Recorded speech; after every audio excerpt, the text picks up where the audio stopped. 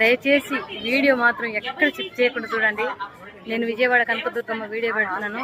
అందరు బాగుండాలని నేను కోరుకొని వస్తున్నాను అమ్మవారి దగ్గర నుంచి. దయచేసి వీడియో మాత్రం స్కిప్ చేయకుండా మొత్తం చూడండి టోటల్గా, ఓకేనా? కనకదుర్గమ్మ గుడి దర్శనం టోటల్ చూడండి. అమ్మవారి టెంపుల్ చూసారు కదా, వచ్చామండి. చూడండి అమ్మవారి కనకదుర్గమ్మ దర్శనం అయిపోయింది. ఇదిగోండి దర్శనం చేసుకొని కిందికి వచ్చేసాను. కార్ దగ్గరికి వెళ్తున్నాను. నాకైతే చాలా సంతోషంగా ఉంది. ఆ కనకదుర్గమ్మ మాత అందరిని చల్లగా చూడాలి. విజయవాడ కనకదుర్గమ్మ ఎంత అద్భుతంగా దర్శనం ఇచ్చిందంటే ఒక్క 10 నిమిషాలు అయితే మాకు గుడి ఆఫ్ చేసి పూజ చేస్తామన్నారు. కానీ మేము వెళ్ళగానే దర్శనం అయింది, అర్చనలు అయినాయి, అభిషేకాలు అయినాయి.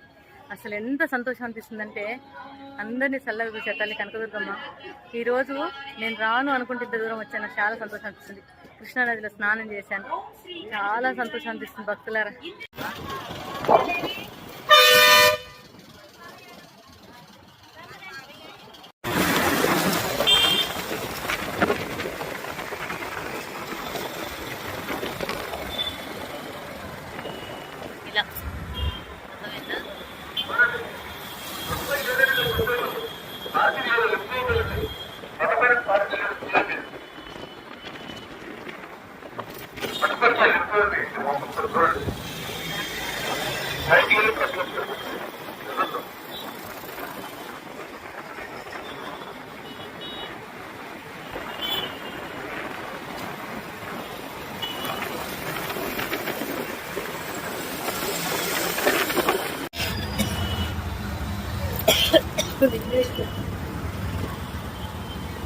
పోరాదా ఒక్క నిమిషం దర్శనం చేసుకోండి ప్లీజ్.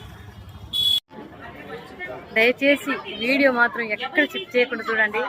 నేను విజయవాడ కనకదుర్గమ్మ వీడియో పెడుతున్నాను. అందరు బాగుండాలని నేను కోరుకొని వస్తున్నాను అమ్మవారి దగ్గర నుంచి. దయచేసి వీడియో మాత్రం స్కిప్ చేయకుండా మొత్తం చూడండి టోటల్గా, ఓకేనా?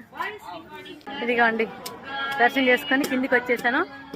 కార్ దగ్గరికి వెళ్తున్నాను. నాకైతే చాలా సంతోషంగా ఉంది.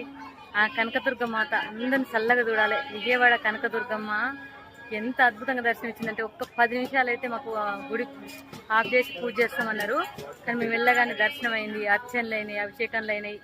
అసలు ఎంత సంతోషం అనిపిస్తుందంటే అందరినీ చల్లగా చూసే తల్లి కనకదుర్గమ్మ. ఈరోజు నేను రాను అనుకుంటే ఇంత దూరం వచ్చాను. నాకు చాలా సంతోషం అనిపిస్తుంది.